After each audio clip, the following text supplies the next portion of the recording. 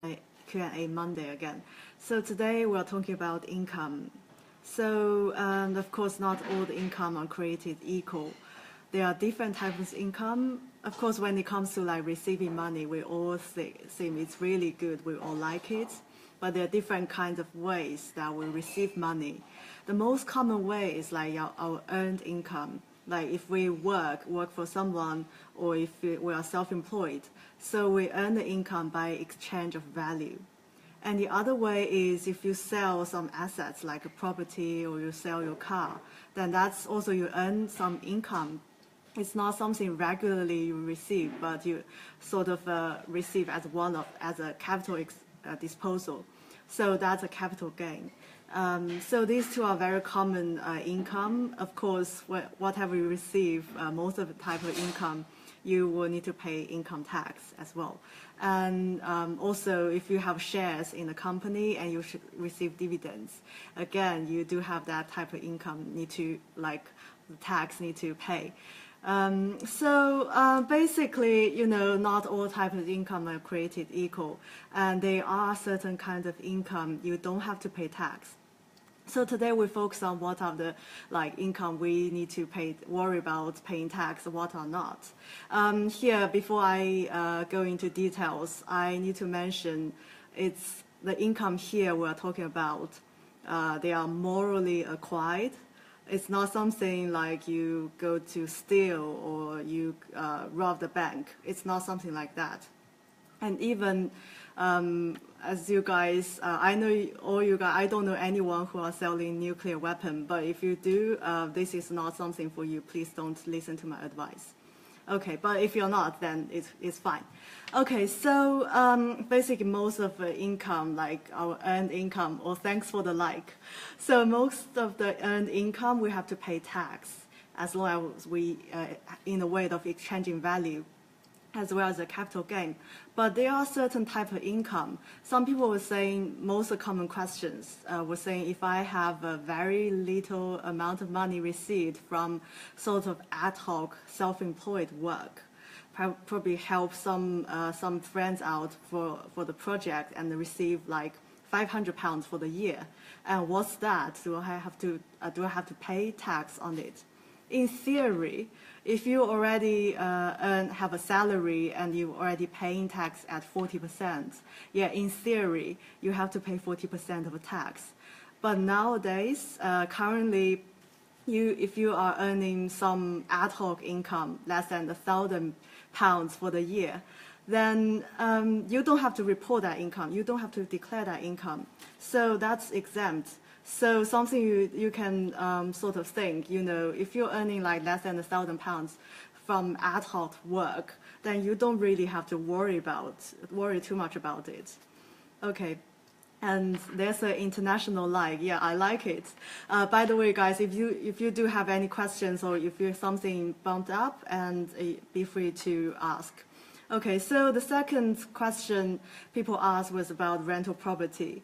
So first of all, if you receive an income, especially if you just started to rent out the property, and for instance, you only received by the end of the tax year, you only received £1,000 earned income from the rental property, then again, that amount you don't have to report. So if you only receive that small amount, you don't have to if you don't want to. But again, that's not just say you cannot declare. It's just you have the option. Of course, you are earning less than, say if you're self-employed and you're earning less than £1,000, receive less than £1,000 in sales, but you have a lot of expenses. Because you need to remember, like self-employed, you are taxed on the profit, not on the revenue. So you have lots of expenses or the pre-trading expenses.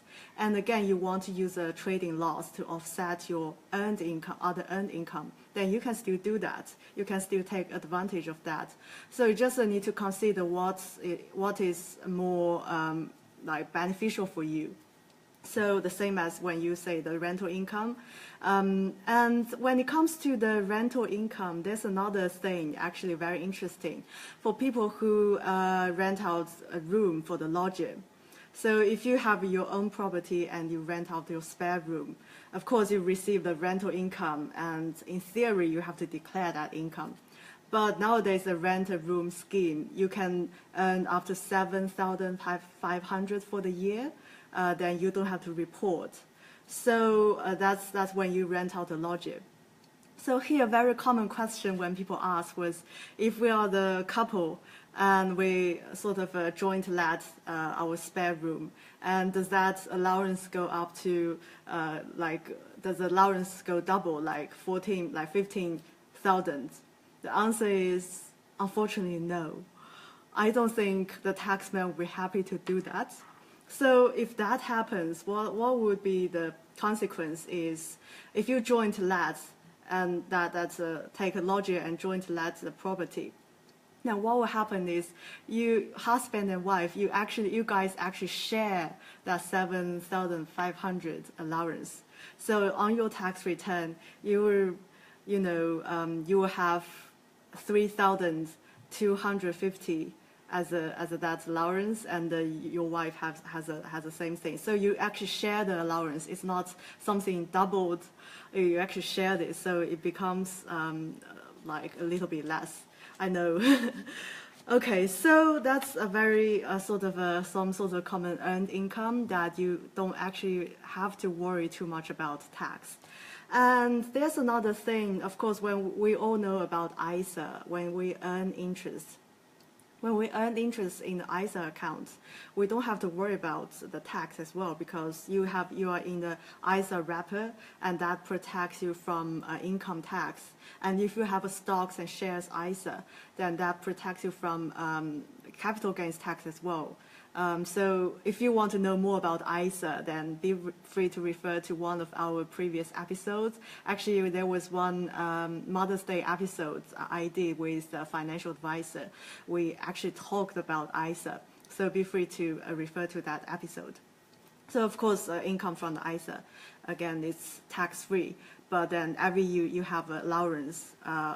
17, 18, you have allowance of 20,000 to invest into the ISA. Okay, so different years the allowance will be different. So the other type of income, actually people were saying, like if you sort of dispose of property or sell the car, of course there's a capital gain tax implication. But capital gain, you have annual exemption as well.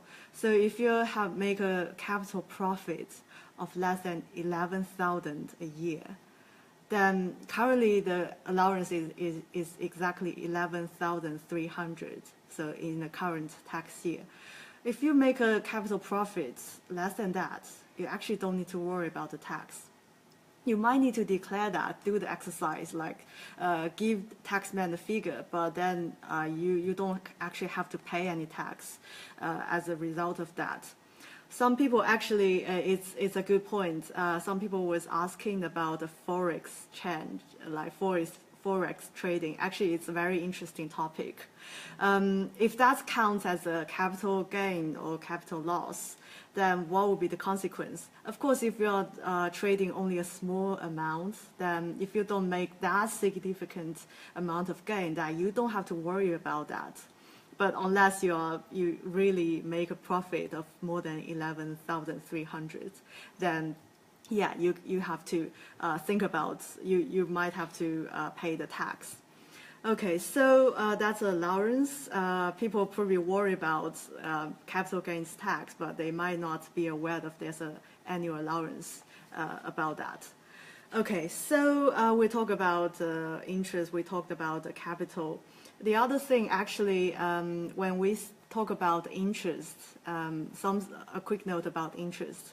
Normally, like if you earn interest from a normal bank account, normal saving account, the bank usually deducts 20% of the tax before they pay you interest. But what if one of the family members, the account holder, he or she doesn't have any income during that year, or that year he or she only had like very small amount of income and not even hit the personal allowance for that year, then you can actually request to request the bank to pay you interest as gross. Of course, the amount is not big, but sometimes it might worth doing that. So some people might miss out on that. Just like a quick note on the interest. And of course, for personal tax-wise, you do have tax-free allowance as well. At the moment, it's 11,500 for the current year. Every year is slightly different, but it just make you aware there's a certain amount of personal allowance every year that you can earn income that is tax-free. And also, of course, it's a tax-free dividends. At the moment, it's still 5,000, but next year it becomes 2,000. So that's something we can consider as well. But of course, if you have a small company and you only take a small amount of dividends, take the first 5,000, it's always tax-free, regardless of what other income you earn. Even if you're earning 150 as a salary from your normal job, and then on the side you have a company, and then you only take 5,000 as a dividend, then that is tax-free. Okay. Other things, of course, early on we talk about employee perks. Of course, when you receive perks, some perks are tax-free. This, you be free to refer to one of our previous episodes as well when we talk about how to hire your family member to save tax. So we actually talked about perks, something like a cycle to work or on-site gym or even on-site canteen. So these are the perks you can enjoy, you receive, and that is tax-free. For here, one of the common questions people ask was about receiving health insurance. Usually, this is not a tax-free perk.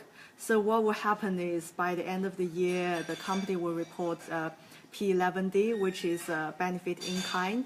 So that's actually, you have to pay tax on it. It's just as if you receive a monetary equivalent for that health insurance or whatever. Okay, so that's something very common asked question. Okay, and also there are some common asked questions from people. There are some misconceptions or something easily to overlooked. One thing is actually the childcare benefits. So at the moment, I think most of people have already been aware of high income childcare, child benefit charge. So if you're one of you, so what's exactly happened is your household, so one of you is earning more than £50,000 a year, then you start getting that charge, and you have to fill in the tax return, and then you get a tax charge. So it's not something like, for instance, one of you earn more than 100K a year and the other one doesn't earn anything. You still have to get caught by that charge. That's just one of you. It's not both of you. So that's actually a very common misconception. People think one of you is earning nothing, and perhaps this doesn't apply. But actually, one of you, as long as one of you hit 50K, then you will apply. Okay, the other thing, when we talk about Forex, lots of advertise when they promote about Forex trading is tax-free. So what exactly happened is, it depends. So same kind of activity actually can be either be treated as a trading like normal earned income, or capital gain, or even just gambling.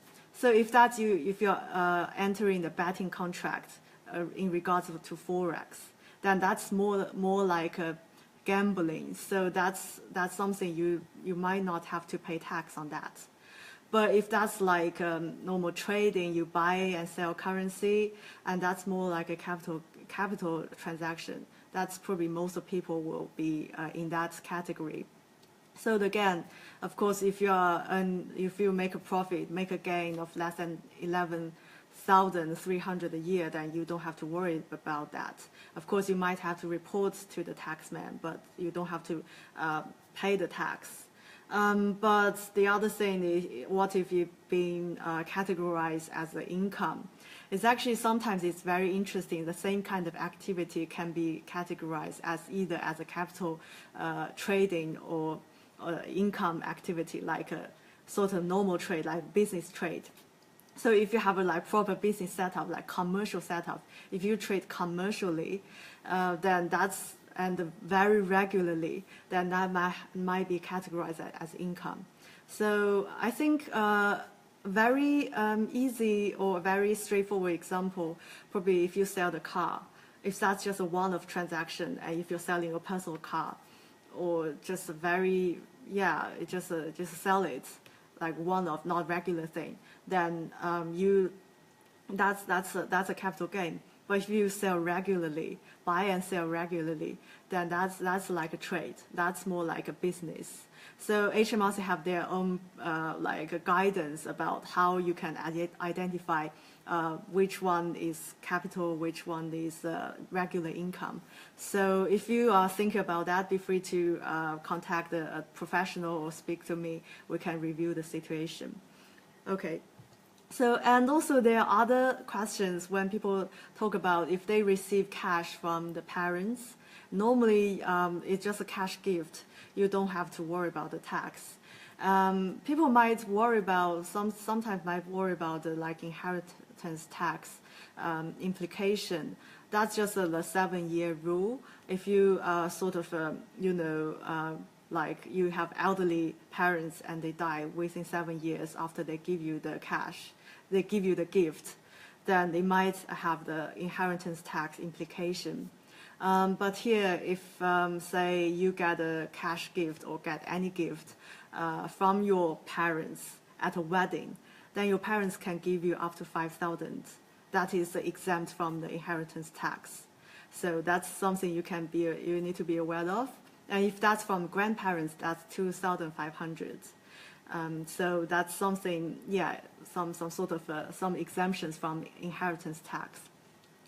And the other thing is when people say if they borrow money, then of course that's not that is not income. That's just because you're not exchanging value on that, and eventually you have to pay it back. Because loan, you have to pay it back. So that's not income. You don't have to pay tax on that. Of course, there are some tax avoidance scheme out there. They say it's a loan and you don't pay tax, but do pay attention to it when things are too good to be true, because the revenue actually, they sort of kind of investigate this, looking into this quite closely at the moment.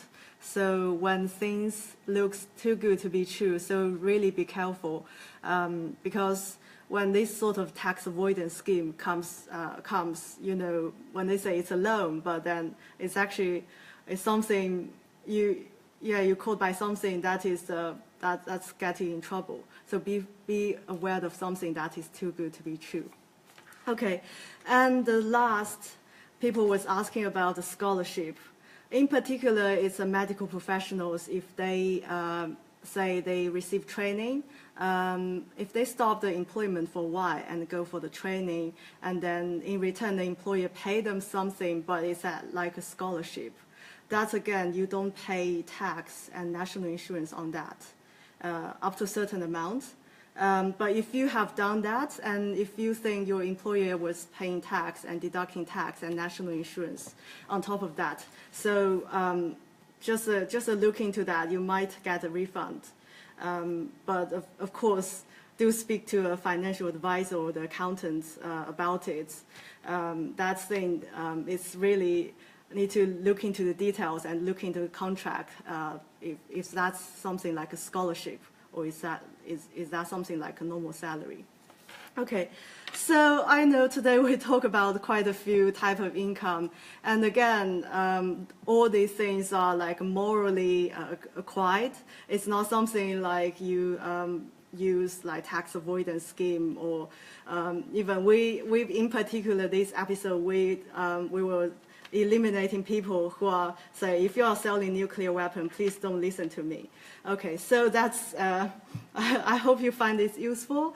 Of course, if you do have any further questions, be free to comment and personally email me about any questions about the income, taxable and non-taxable income. And if you do have any other questions or any other burning questions about tax, be free to let me know as well, because that will not just help you, it will help others as well. By the way, we do have our private Facebook group. Later on, this resource we will also share in our private Facebook group. So it's called Tax Deductible Lifestyle Tribe. And if you'd like sort of further, more in-depth guidance about tax, or even connect with our panel of experts, be free to request to join that group. Okay, I hope you find it useful, and have a nice evening. So I shall see you soon. Bye now.